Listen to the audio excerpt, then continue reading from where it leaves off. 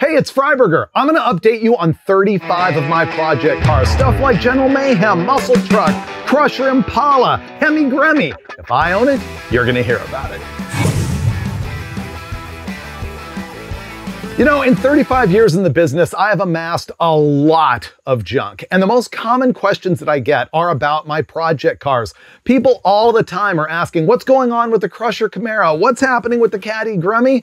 Well, in this video, I'm gonna address all of that. I'm gonna go through 35 cars, and I'm gonna give you the quick history of each one of them, and then I'm gonna give you my plan for the future, or at least my dream and scheme. Now, the thing is, I'm also really looking for your feedback. You know, I've just started this YouTube channel recently, and I want to know what you want to see as far as all of these cars.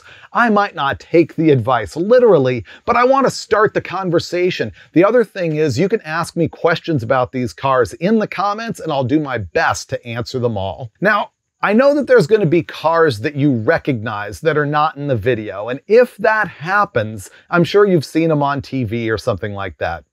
If it's not in the video, I don't own it and it's gone. So either it's sold or it belongs to one of my co-hosts like Mike Finnegan or Steve Dulcich. So that's what's going on there. I'm going to categorize these cars by make. So there'll be a Chevy section, a Dodge section, Ford section, and so on. And if you just are interested in one of those categories of cars, you can go in the description and I've got the time code. So if you only want the Mopars, you can jump directly to the Mopars. All right, let's get into it with my first two cars, which are AMCs, neither one of which are AMC powered. The very first is the 1973 AMC Gremlin, known as the Caddy Gremlin because it has a 500 cubic inch Cadillac engine in it. I got this car during one of our low buck shootouts, similar to what I do at the duct tape drags in Tucson every year. And this one was a $3,000 shootout. The car was built by a guy called Dead Rat 13 on Instagram. He put it together, it ran in the low 10s, and I ended up buying it for 3,500 bucks. Now the problem is, Steve Dulcich and I installed a brand new Cadillac 500 from CAD Company. But then it was on another show where a guy was racing it, knocked the oil filter off of it, and then jumped it so hard that it broke both motor mounts and the transmission mount. Ever since then, the car's just been parked, and I haven't troubleshot it at all.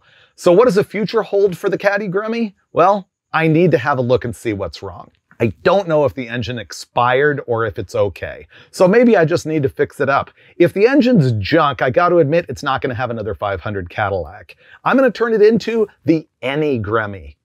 That means I can put any engine in it that I want. I can go through small block Mopars, small block Fords, LS engines. Pretty much a lot of stuff is going to fit in the Gremlin. So that could happen in the future with the Caddy Gremmie that could become the Hemi Gremmie.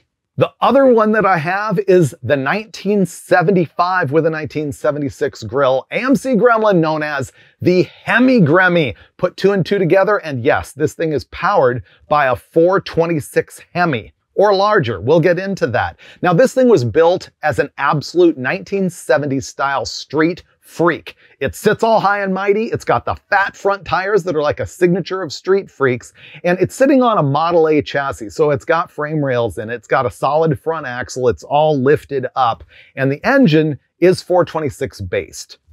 Now, a few years ago, one of the biggest bro moves of all time was executed by Mike Finnegan. He got together with all of our buddies and the whole crew on our TV shows, stole the Gremlin from me. I didn't even know it. He removed the 426, and he took a Hemi that had been mine, that I traded him off to Blasphemy, and it broke in Blasphemy. Well, he had James Bostic at Bostic Racing Engines in Yuma put it all back together, and it makes 700 horsepower now, and they stabbed it in the car and presented it to me as a surprise without me ever knowing it. So now I have the 700 horsepower Hemi Gremmie, and the transmission is a Gearstar 4L80, so it actually has overdrive and it can cruise. What's next for the Hemi Gremmie? Well, it's at Mike Cotton's house, and when we built it, the whole chassis and the floorboards and everything were bare, so it was going to rust. And so Cotton is detailing and painting the whole underside for me, just so that it doesn't rust. The thing is, he's in New Baden, Illinois, and the thing's got to get home. So, Hemi Gremmie road trip? Maybe. We'll see. Now we're going to get into all the Chevys. The first one is my 56 210 model known as the Field Car, and that is an American Graffiti reference. This is a car that I bought as an absolute pile of parts, but it had a very rust-free body. And then Steve Dulcich and I did a deal where we got a car that had been on the Hot Rod Garage Show that had a horrible body, but they had restored the chassis. So we swapped it over, and I ended up with a car with a rust-free body and a really good chassis. It looks rough, but it's actually really good. The first time I put this car together was with a 350 that I built during the pandemic, right here with spare parts I had in my garage. I backed it with an American Powertrain T56 Magnum, and out back it's got a Ford 9-inch that I bought from my buddy Cleet, and it's got 488 gears in it. So it's pretty much a drag car, but with the overdrive, you can drive it on the highway. With the 350, this thing ran mid-11s, and I needed it to be quicker, so Dulcich and I installed an engine known as the Barney motor because it's painted purple. That happened like way back, maybe even the 90s. Anyway, this 408 makes 570 horsepower. It runs to 7,000 RPM. I stabbed it in the Field Car, and annoyingly, in the quarter mile, it went 11.006 seconds. I couldn't get the thing to go into the 10s. Super frustrating. So the future for this car is I feel obligated to kind of put it in the 10s with the current combination. I just need to learn the launch with the clutch in order to do that. But I might get bored first and change it up and give it boost. I might install that supercharger, that 671 right there. I've also considered putting a Pro Charger on it. That's not really correct for the vibe of the rest of the car, but it could be really fun. So one of those three things is going to come up for the Field Car. 10s as is, Roots, 671, or Pro Charger. And now my 1967 Chevy Camaro, known as the Crusher Camaro. This thing has been around for 30 years. It started as a Hot Rod Magazine project car way back in the day.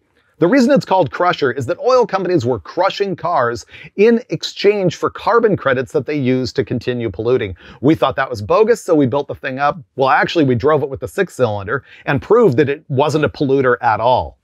Then we built it up as a street machine with a small block in it and passed it through EPA tests and everything like that. After that, the smog legality stuff went right out the window, and it's become a whole bunch of different cars. It's been a street machine. It's been a pro touring car. I think it's had 8 different engines in it, or maybe even 9. The most famous configuration is when it had a blown big block in it and sat high in the front. Everybody remembers the car from those days. Most recently, for its 30th anniversary, I returned it to the way it looked in 1995 when we first put the thing together. Low cowl hood, centerline auto drags. It has a 400 cubic inch blueprint small block with a 4-barrel on it. I drove it on Hot Rod Power Tour West. We took it on the drag strip, but it was all torn up. I didn't get any kind of 60-foot time, but it ran like 1175. So next for the Crusher Camaro, I feel obligated once again to make it hook up, take it back to the track, and find out how quick it really is. If there's a next stage, because I love changing this car up all the time, I'm probably going to turn it into a late 80s, early 90s street machine. I've got a B&M Mega Blower. Maybe I'll get those B&M 2-piece valve covers that they had. Maybe I'll get a magnetic heartbeat and put it down the side. I'm not really sure. But one thing's for certain, the Crusher Camaro will change again. Now we get into another 67 Camaro. This one I call the other Camaro just because I have 2 67s, the Crusher Camaro, and this is the other one. It's the other Camaro. This is the worst pile of actual trash that I own. This car is sewage. It is so rusty.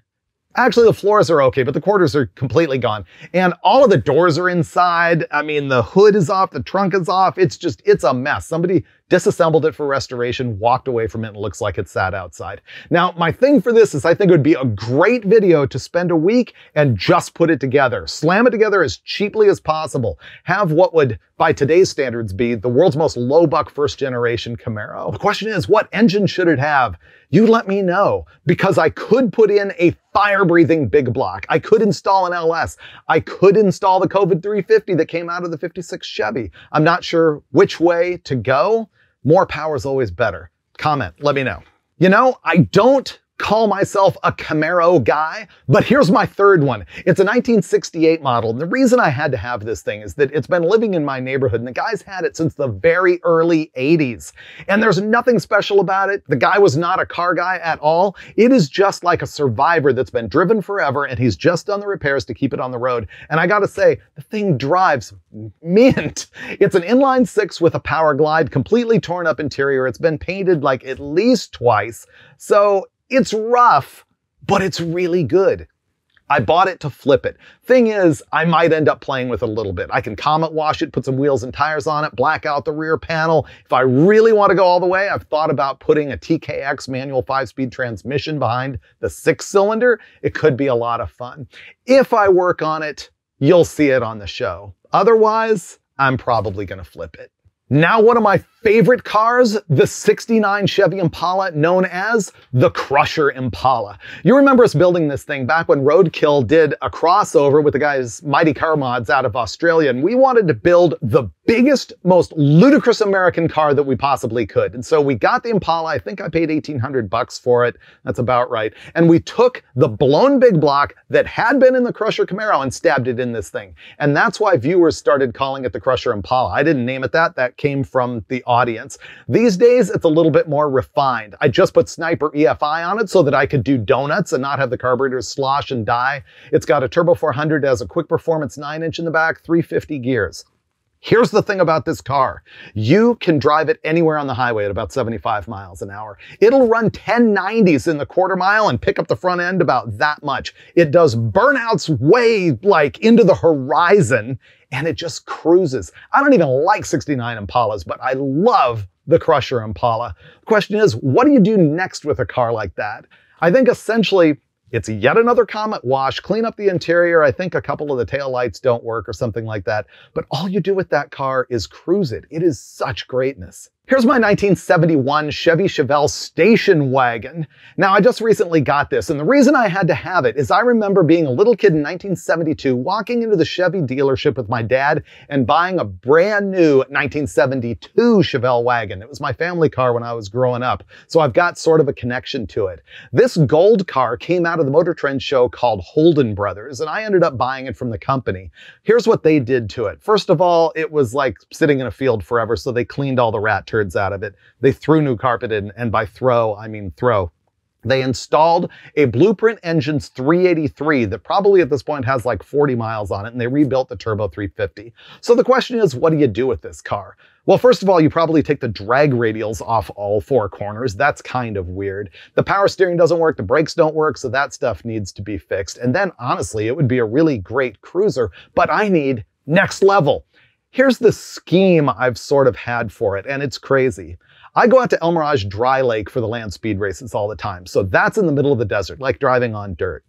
And I've always thought it would be really cool to have a passenger car that's sort of a desert exploring thing. So I'm thinking, lift it up just a little bit, not a lot, put some all-terrain tires on it, put a push bar on the front for the land speed racing cars, maybe put a couple lights on it, and in the back, set it up in the rear area so that I can camp in the thing when I'm up at El Mirage overnight.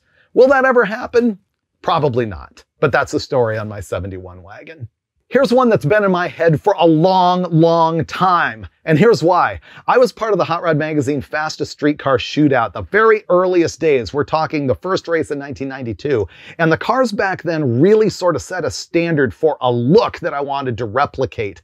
And what that is a full steel car, except for maybe fiberglass hood and bumpers, with huge rear meats and just a back half car, not a full tube chassis car, has to have a complete interior. And typically back then, they would have a 540 big block Chevy with a lot of nitrous on it. And back then, they ran in the mid to lowish 8s. So I've always wanted to replicate that. Then I came up with this 1969 Chevy Nova Pro Street car. It had actually been a bracket racer, and it's fully caged and 850 certified. It had a small block in it. It had only been running in the 10s. It is a back half car with a 4-link. It's got a Martz Performance front suspension on the thing. I bought it as a roller and intended to clone the Fastest Streetcar cars. Instead, what happened is I installed a 555 cubic inch big block known as the Tunnel Cram. This thing has an 871 supercharger on it, but most importantly, it's got a profiler tunnel ram for longer runners. That's not just for looks, even though the scoop does stick above the hood. It actually makes a lot of power. The great thing about this car, or this engine, is that you can make 950 horsepower on pump gas. It'll make about 11 to 1150, I think, on race gas. And I know that on E85, it made 1350 horsepower. And I did toot a little bit of nitrous in it, and it made 1500. And what's interesting is I took it to the drag strip on the lowest pump gas tune, 950 horsepower. Unfortunately, it wouldn't hook up at all.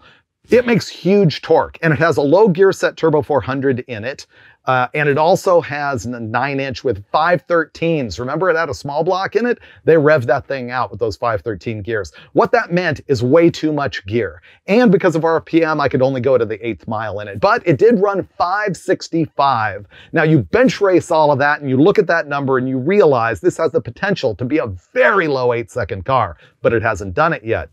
So what's the self-evident thing to do with this car? Sort that all out and get it all the way down the quarter mile. It's gotta be fast. I have to admit, there's a little voice in the back of my head that says, can you make it run 7s? I don't know. I don't know if it's really got that in it, but it'd be fun to try. The other thing I'm thinking about doing with it once that's all done is flaming it. I had never have had a legit painted car with flames. I had one wrapped. It wasn't good, but I've thought about painting it with flames. Here is my most overpromised and underdelivered car of all time. It's the 1973 Chevy Camaro known as the F-Bomb. I got this car at the Pomona swap meet in about 2003. I paid $700 for it, plus traded a big block Chevy intake manifold, and it sat around for a few years. And then Tom Nelson at Nelson Racing Engines and Nelson Supercars picked it up, and it ended up being the very first car built by Nelson Supercars. It had a 408 small block Chevy in it and twin turbos. Now, at the time, twin turbo wasn't nearly as common in street cars, and we claimed that it was going to run 8s and then do 200 miles an hour in the standing mile. Unfortunately, neither thing ever happened. At the time, let's see, it was on the cover of Hot Rod magazine in 2007, I think. And immediately after that, I quit Hot Rod for 1 year to do a streaming service called Car Junkie TV. I was way ahead of the streaming video curve, but in 2008, you know what happened. Massive recession. And we lost our sugar daddy and the whole thing was completely done. And that's when the F-Bomb really saw a big halt because I had lost a ton of money. I was able to come back to Hot Rod magazine, which was huge. But between the cash problem, the time problem, the passion problem, and a bunch of personal issues, it just never has gotten back together. I've spent a lot of money on it. I have a new block, new set of cylinder heads, a couple new Nelson mirror image turbos for it. I got a new Turbo 400, a bunch of stuff, but we really haven't focused on it and gotten it back together. So this guy is not going to make any promises about that, but I do hope I can compile all those parts into a car once again and make the F-Bomb live. The other thing about that car is you might recognize it from the movie Fast and Furious, one of the sequels. It was the car that did big wheelies on dirt in Mexico. And you can actually see a little short video of me talking about how they did that that's here on my channel, so go look for that. But it is the car from Fast and Furious. Actually, they made 4 to 5 stunt cars. My actual one wasn't in there. And so yes, that is the F-Bomb from the movies.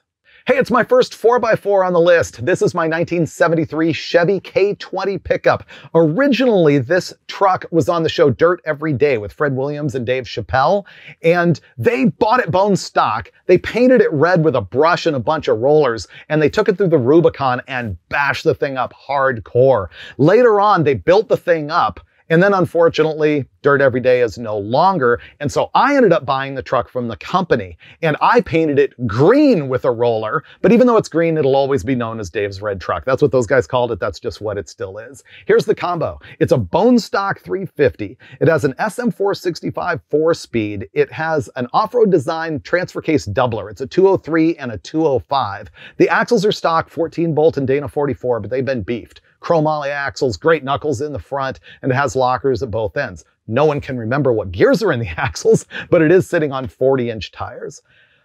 My dream for this one is to go on an event called Full Size Invasion. I've been following those guys on Instagram, and what they do is take full-size trucks and run them on really difficult trails in Moab and also in St. George, Utah at Sand Hollow. I would want to like cage up the truck, throw a winch on the front, and do full-size invasion. That's just like one of my life goals. After that, honestly, it's probably not a keeper, but you never know.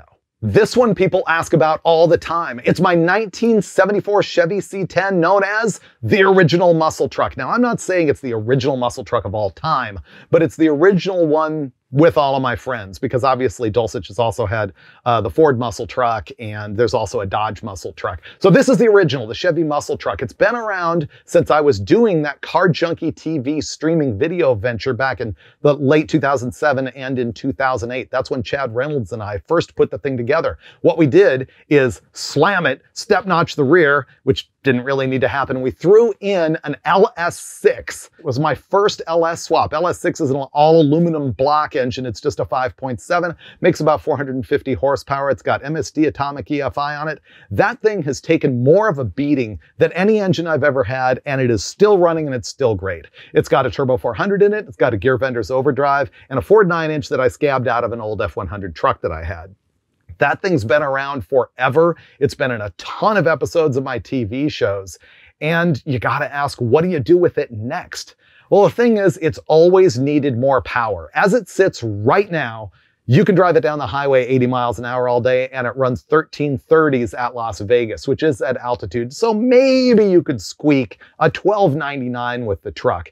But if you added boost, you could do a lot better. Thing is, I can't put turbos on it because it has the world's greatest exhaust note, and everybody knows that. So maybe, once again, a ProCharger is the answer. Either that, or it's simply the greatest truck of all time, and you leave it as is. The 1981 Chevy Camaro Land Speed Racing car. I include this one even though I don't actually own it, because so many people think that I do. This car has been a partnership with Keith and Tanya Turk, and we've land speed raced the thing since 2004, so 20 years. And I've gotten into 200-mile-an-hour clubs in this car at Loring, Maine, Beeville, Texas, Bonneville, and El Mirage Dry Lake. So it's just been huge wins. The deal has always been that Keith and Tanya handle the car part of it, and I deal with the engines. And I've assembled all my own engines for this thing, except for the very first one that we ran. Right now it's got a 347 small block in it. It had the 572 that you'll hear about in a minute. It had the 555 cubic inch motor that is the tunnel cram that's in my 69 Nova. That thing, the 555, set 5 records in 5 days at Bonneville. It was completely epic. So that car, I'm not really involved with anymore. I will always be with it because I've got so much heritage and because Keith and Tanya are still my friends. But it's going to be driven by somebody else at Bonneville this year. At this point, I can't say who that is because it's a big secret, and I don't know if it's going to be revealed before this video gets posted or not, so I'm not saying, but it's going to be pretty cool. And who knows, maybe I'll get back in the seat someday. The last Chevy is my 1990 Suburban V1500. That means that it's a half-ton 4x4. I bought this thing for a road trip several years ago, and I just haven't been able to part with the thing because it's bone stock and it has 202,000 miles on it. But it's really good. This thing is mint aside from the peeling clear coat. It's just a TBI 350, 700 R4, lame 10-bolt axles. There's nothing good about this thing aside from the fact that it's a massive road pillow and I feel great driving it and I just can't part with the thing. You will see a video coming up where I used it to tour the whole Tucson, Arizona area. It's a really good video, so watch for that. And also watch my social media because eventually I'm going to have to post this thing for sale. Now we get into the Mopars, kicking it off with one of my most well-known cars, the 1968 Dodge Charger known as the General Mayhem. This thing is another car that I bought during my Car Junkie TV days, and I didn't even buy it. I traded it for a set of cylinder heads, if you can believe that. Now, at the time, Chargers weren't worth as much, clearly, but it was just a rolling shell, didn't have fenders on it, missing, I think, the front bumper valence panel. It was garbage. And Mike Finnegan and I ended up using it for a very early, I think, second season episode of Roadkill that is my favorite episode of all time. It's the one where we tore a 440 out of the side of a motorhome, slammed it in the thing, set the whole car up, went off-roading it at the end, and it just set the tone for beater muscle cars thrashing on dirt. That's why it's General Mayhem, tribute to the General Lee. Now, after that, it got sold to Motor Trend, and then there was a big promotion with Dodge where it became the very first car to have a Hellcat swap. It was done by Diversified Creations in Brighton, Michigan, and we had a race with the guys from Gas Monkey Garage and honestly lost that deal. And the car sat around as a drag car and was used in several other episodes, and it ended up running 1060 with a bone stock Hellcat in it, so that was pretty cool. Problem is, I never have seen 68 and 69 Chargers as drag racing cars. To me, they're much more like stock cars and off-road beaters. And so I bought the thing back from Motor Trend. This is becoming a trend that you can see. And we ended up converting it back to just like it was when we first built the car, but with some upgrades. First of all, Chris Birdsong took AMD sheet metal and completely rehashed the back half of the car. The floors, the bottoms of the quarters, some other sheet metal that had been cut, did a great job. You can see a lot of videos about that on the Junker Up Birdsong channel, so check that out. Next, I took the very same 440 that we had tugged from the motorhome and I sent it off to Bostic Racing Engines. It got rebuilt there. It makes a little bit more than 500 horsepower. It's just a really tame deal. It has a used 727 automatic and it still has the Ford 9-inch in the back from when it was a drag race car. The things I want to do to the car are just refinement. First of all, I don't love that Ford 9-inch. I want to put an 8 3/4 stock type rear end back in it, mostly because I need the width to have the rear wheel placement be just right. I'm picky about that. Also, the overall stance of the car is wrong. It's way too low, and the leaf springs have sagged, so it's a tail dragger. That is no good whatsoever. The seats are also no good, and I don't know, the carburetor's junk. So all the General Mayhem really needs is to be made right again. And when I do, you'll probably see it here on the channel. My 1970 Dodge Super Bee. This is the car that's been with me the longest. It's my first car. I've owned it 41 years. This thing was a factory 383 with an automatic, but in 1995, when I was working for Hot Rod Magazine, Mopar Performance had re-released reproduction Hemi parts, cylinder heads, and blocks. And so we did a story with Dick and Mike Landy where they built a 484 cubic inch Hemi for it, and we turned it into a full drag car. That's when the thing got painted for its second time. It got mini-tubbed, it got roll caged, and it ended up running 1060s naturally aspirated, but honestly, it had a lot of gear in it and a very loose converter, and it's a big, heavy car, and it should have been quicker. And I've always said about this thing, it's too slow to be a race car and too much of a race car for the street. And so there's been a lot of stories over the years in both Hot Rod and Carcraft magazines about everything that I've done with this. As a matter of fact, there's been some videos as well. And I tightened up the converter. I put 373s in the back. It has a gear bender's overdrive. It has fast EFI. All of that designed to make the thing more streetable. And now it only runs in the low 11s, and on nitrous, I think we've tooted the thing into, I can't remember, 1030s, 1037s, something like that. And honestly, it's still like too precious to drive for me. So my choices are, do I drive it on the street around LA and risk getting hit in the thing? It's my first car. Or do I turn it into a super drag race car and make it a whole lot faster and risk hitting the wall with it? These are the reasons the thing has ended up just sitting around. When people ask me what's the favorite car in my fleet, the thing is, I don't answer that it's my Super Bee. It's actually the Crusher Camaro because I use that thing and change it up and have fun with it. Meanwhile, the Super Bee sits in the garage, and to be honest, probably will continue to. Here's the very first vehicle that I ever bought brand new. It's my 1999 Dodge 2500 4x4 V10 stick regular cab, and it's white with an unusual tan interior. I did order this thing brand new when I got it. It was right at the tail end of when I was the editor of 4-Wheel and Off-Road magazine. We'd tested a bunch of them. I knew I loved them. I got that truck. It's been super useful to me, but it's also been parked for a long time. I can't believe the thing is 25 years old at this point. It's only got 107,000 miles on it. And the freaky thing that's happened over those 25 years is these Dodges have become collectible.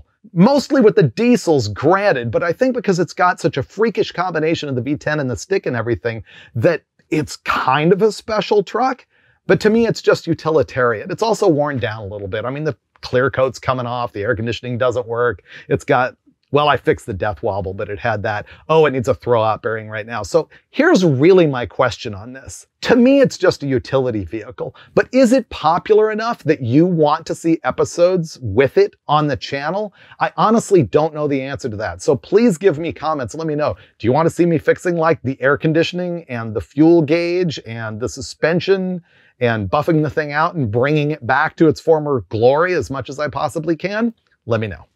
Here's the fourth and probably last brand new car that I will ever buy. It is a 2023 Dodge Challenger Last Call Scat Pack 392. Another vehicle that I custom ordered from the factory. Here are the specs. It's Go Mango Orange. I got the automatic. They're actually quicker than the stick in these cars.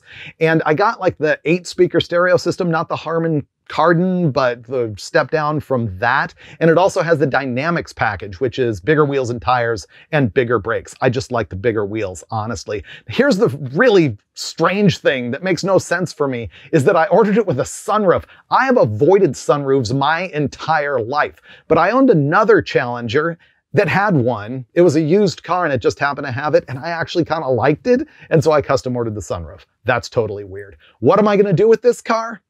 Drive it? I'm not going to modify it. I am not a modifying new cars guy. Here's another longtime dream realized. It's my 1969 Plymouth Belvedere. The dream is, I've always thought it would be super cool to have a 426 Hemi car that's a beater that you can just drive around anywhere and not really care about it.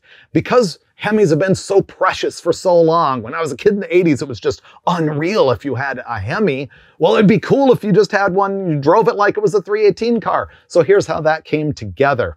I went to Performance Auto in Wyoming. They're a junkyard, but they buy and sell project cars, and that's what this one was. And I flew up there for an episode of Roadkill with Steve Dulcich and Mike Finnegan, and we took the 426 Hemi that had been in the Hemi Gremmie and stabbed it into the car, along with a used A833 4-speed and a Dana 60 rear with 373 gears. And so, all of a sudden, I had the Hemi car. And on an episode of Roadkill Garage, Dulcich and I cleaned the thing up, put an interior in it, which is super weird, although it doesn't have a very good headliner. And it needs a little bit more work. So if it ends up in a video on my channel, I think what you're going to see is maybe bringing the back end down a little bit. It's a little bit too stink bug. It needs the headliner, a little bit more interior tinkering. The lights don't really work on it. And I could make it faster, in truth. And maybe even put a gear vendors in it so it has overdrive, so it's better on the highway. So that is my dream car, Hemi Beater Belvedere. Here's my 1970 Plymouth Duster, known as the Crop Duster, because it came from Dulcich's farm. Crop, get it? Crop Duster. And this car was originally a complete beater that he and I had traded back and forth. And the very first engine we put in it was the 440 that we had plucked from the General Mayhem when the Hellcat went in. And that ran low 12s. It was really cool. But we decided to make over the car and make it great. And so Steve Dulcich painted the Crop Duster and did a killer job. It's Alpine White, which is the factory color, and it's got the 1971 blackout treatment on it. And I'm telling you, this car is Sano. The paint flowed out like glass. I even put a whole interior in the thing, with the exception of the headliner. It's green, factory green interior, and I used the 1971 seats that have like the plaid in them. And the engine that's in it right now is actually the engine block that was in my Super Bee when I bought it in 1983. So it's my oldest engine that I've ever owned. We stroked it to 440 cubic inches, and I think it makes 570 horsepower. We stabbed it in the car with a 727 automatic and with 410s in the back, and I think it ran 1106 in the quarter mile. Once again, not breaking into the 10s. That's like my doom, is to have cars that run in the O's and not breaking into the 10s. And then we ended up making it more streetable. I put a tighter converter in it and I put 323 gears in the back, and surprisingly, it didn't really slow it down. It ran 1030s in that configuration. And then we put a 180 shot of nitrous on it and it ran low 10s. I don't remember what it was, but it's like 1030s. And so right now it's a completely streetable car that is actually too fast for NHRA standards because it doesn't have a roll bar, so it can't run quicker than 1150. But it runs 1130, so you can slow it down a little bit. It's actually just perfect and a car that you can drive anywhere. What's the next step for that car? It doesn't need much, except for the headliner. Man, I'm famous for just not having headliners in cars.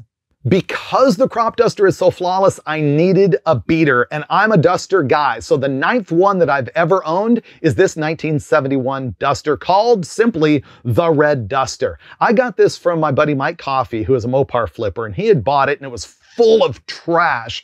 And when I got it, he'd cleaned all that out, but it was still junk. Dulcich and I got it running with the slant 6 and the weird 3-speed on the column. We ended up blowing up the slant 6, kind of on purpose, and here's how we built it.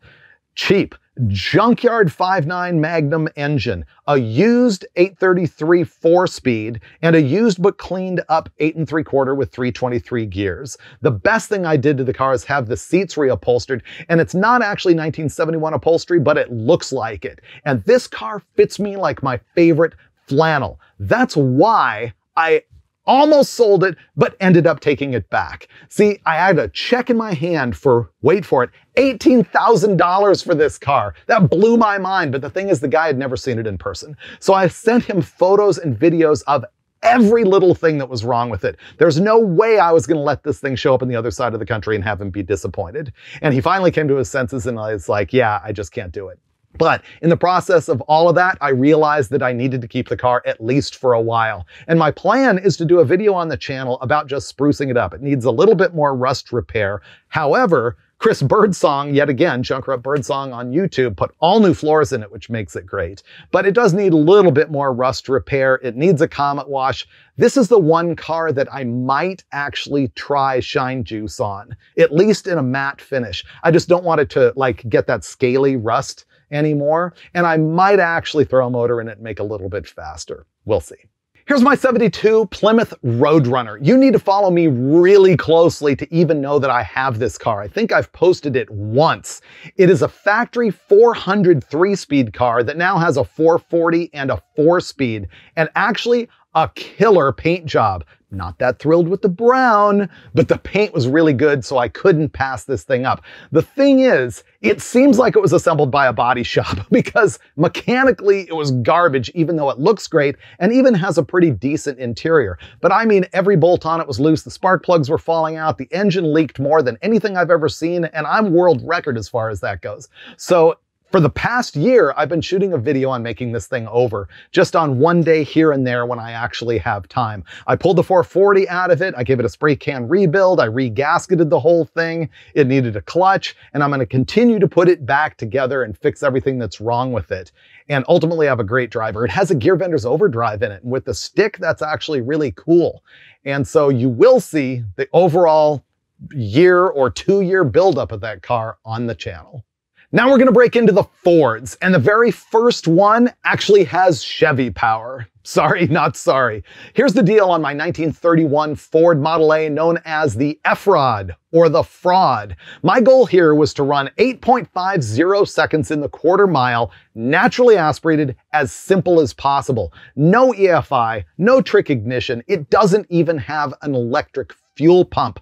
So the engine in this thing is a 572 cubic inch big block Chevy. It's actually the engine that was in the Bonneville Camaro that ran our fastest time ever. It ran 261.602 miles an hour, and that was without the tunnel ram on it.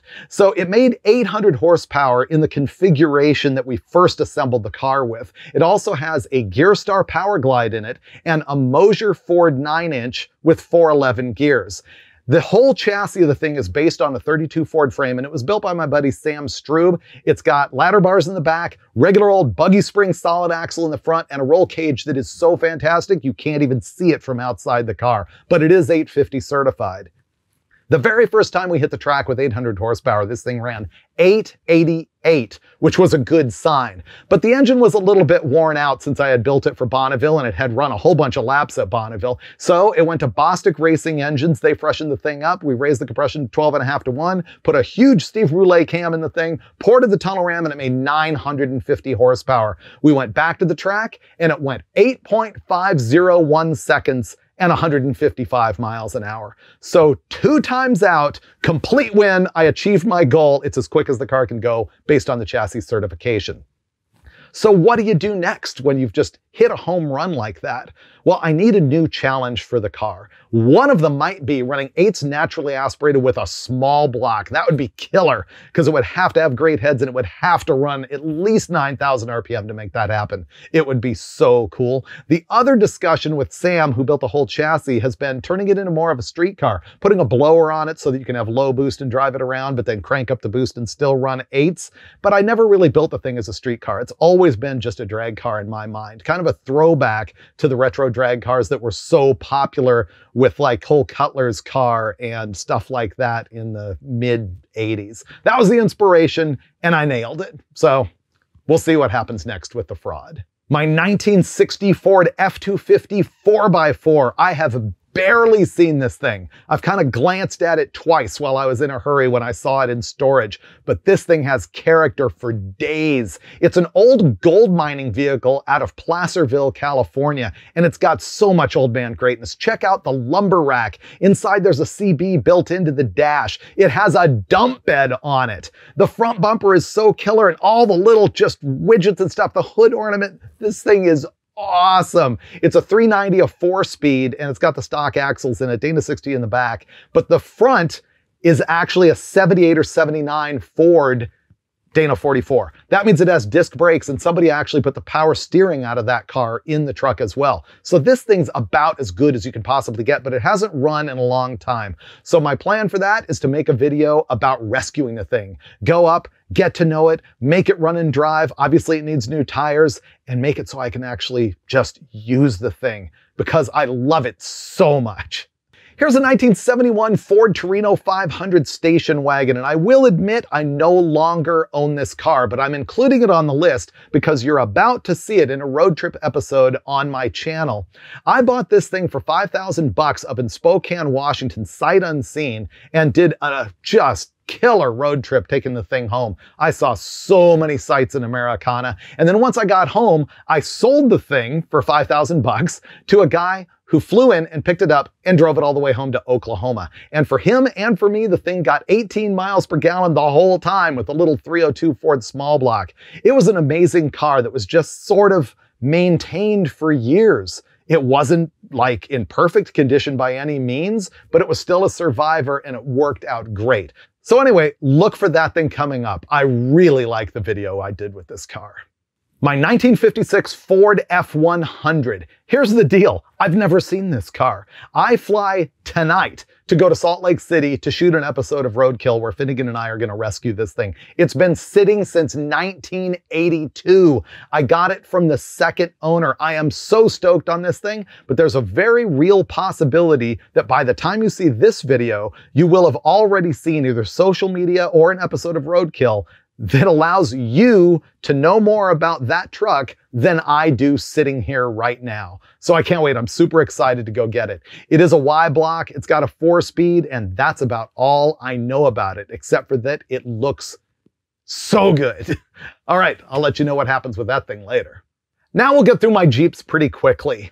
I think you may know that I have always wanted the Dragoneer, a drag racing street strip Wagoneer that's basically built because that's such a cool name. I've bought 3 different Wagoneers to do this scheme. One of them came out of Colorado and it was so nice that I couldn't cut it up and I sold that one. The second one is this 1967 model that unusually has a Buick 350 and a 3 on the tree. That's weird because the 350 typically didn't come till 1968 and the 3 on the tree was really weird for the Buick. Because of those weird geeky Jeep reasons and because the thing drove so well, it was another one I didn't want to cut up. It's sitting at Rick Payway's place. Finally, I got this 1970 Jeep Wagoneer, and that will become the Dragoneer. Right now it has a 408 LS in it that makes 560 horsepower, but it's really low compression, ready for boost. And it has a Gearstar 4L85, and it has a quick performance Ford 9-inch with 410s in it. That's about it for now. I'm working on it with Dave Chappelle and Steve Dulcich, and it still needs like wiring and a bunch of fabrication and a lot of things. My goal with this is not to make it as fast as I possibly can, but to make it as quick as it can be while still being completely comfortable and streetable. So we'll see what happens. And when you do, it'll be on Roadkill Garage on Motor Trend. Here's a 1971 Jeepster Commando. I bought this thing off of a ranch in Colorado, and the ad said, cash or trade for cow. So I gave him cash. I think it was $3,000. It's all original. It's got a 225 Dauntless V6. It's got a 3-speed manual, and the paint's even all original in candlelight yellow. I picked this thing up in Colorado with Rick Payway. We got it running and driving, spruced the thing up, and ended up driving it all the way home to Arizona. And that's another road trip video that you'll see coming up on the channel. Here's my biggest, baddest Jeep. It's a 1981 Scrambler, and this was built circa 1996 or 7 when I was the editor of Peterson's 4-Wheel and Off-Road magazine. It is, a long wheelbase Scrambler, but I've shortened the back and the front is shorter because it has an M38A1 front clip. It is tubbed, and all of this work was done by a guy named Pat Helgeson, who lived in North Dakota at the time. So it's tubbed for the bigger tires. The front, actually, the current tires that are on it rub the hood. That's why it's off in some of these photos. The tires are 42-inch Trepadors. It really needs 40s. The combo on it is a good wrench 350, no power whatsoever. It's got an NV 4500 low gear 5-speed. It has an Atlas 4-to-1 transfer case. It's got Dana 60s at both ends with 717 axle gears. This thing crawls. It's simple leaf spring over the axle suspension. They call it a spring over. And that's really old school by today's standards. But when I first built it, this was a cutting edge rock crawler. I took it to Moab in 2023 and I couldn't believe how many people recognized it from the magazine, said they were inspired by it, and looked at it and said, oh man, this thing's old school. Made me feel really old. So what's next for the Scrambler? I don't know. I just hope to get it out more. I only use the thing like once or twice a year. All it needs is another Comet wash because the olive drab spray paint turns pink in the sun, and just some general sprucing. I don't think the oil's been changed in like 7 years at this point. My regular sort of get-around Jeep is a 2002 Wrangler TJ that's known as the generic Jeep. Plain white wrapper, nothing special. This was every Jeep in the world back when TJs were new. You would see them all at Moab. It was like the JKs and JLs are now. I just set this thing up so that I could run out of town on the highway, do a little bit of four-wheeling and drive it right back. But because I went with my kid, I wanted it to never break. And so some of it's stock, some of it's beef. Bone stock 4-liter inline 6. Stock NV35 55-speed transmission. It has a Rubicon transfer case, so it's 4-to-1. The axles are expensive beef. Dynatrac Dana 60 and Dana 44, both with air lockers and 488 gears. And it's got Curry suspension and the Curry steering setup on the deal. And I don't know. Aside from that, there's nothing really to do with it, so I don't think I'm making any new videos with it. However, there are 3 fairly popular old videos on my channel that detail the stuff that I've put into that TJ. So you can go right now and look at those old videos on the David Freiburger channel. This one's boring. It's my 2013 Jeep Wrangler, another vehicle that I bought brand new, and it's bone stock because it's as close as I've got to a daily driver. The only thing interesting about this is that it's a color called Commando Green that was only available for half a year in 2013. Do you care? No. I've owned a ton of flat fender Jeeps. Now I'm down to 2. One of them is just a roller, and it is a genuine World War II Ford. It's a GPW. That one's sitting over at Rick Payway's house. The other one is right behind me in the yard. It is a 1946 Willys CJ2A, and it is bone stock with the exception of a Saturn Overdrive. This is the Jeep that famously had a leather belt for a rod bearing. Of course, that Go Devil expired, and Payway and I sort of dingleball rebuilt another one, and it rod knocked again, and the thing has sat in the yard ever since. If you have a good running Go Devil, there's a chance I would buy it from you and do an engine swap on that thing so that it would run again. And then the other Jeep piece of yard art in the corner, I've got a 53 M38A1. That's the military precursor to a CJ5. Now that thing had a 283 in it when I got it, and I jerked it out, and it's sitting up there in the garage, and I've done a really cheap build on the thing. I'm talking eBay pistons that were used and just all sorts of stuff like that. What I want to do is finish that thing up and show it to you on a video and take it to the dyno and find out how much power we can make with a 283 that I spent almost no money on. Now there is one more car that I'll add just because I wanted that nice round 35 number for my thumbnail, and that is my regular just family car. It's a Jeep Grand Cherokee Trailhawk, so you don't really need to know about that. And that's all my cars. We're talking 11 Chevys, 8 Mopars, 4 Fords, and 9 Jeeps. Do me a favor and comment. tell me which of these vehicles you really want to see on the channel. Also, you can ask me about these cars, tech questions or whatever, and I will do my best to answer them. The other thing that you can do is please go watch another episode on the David Freiburger channel right now. I'm trying to get as many watch hours as I can. We'll see you next time on the David Freiburger channel.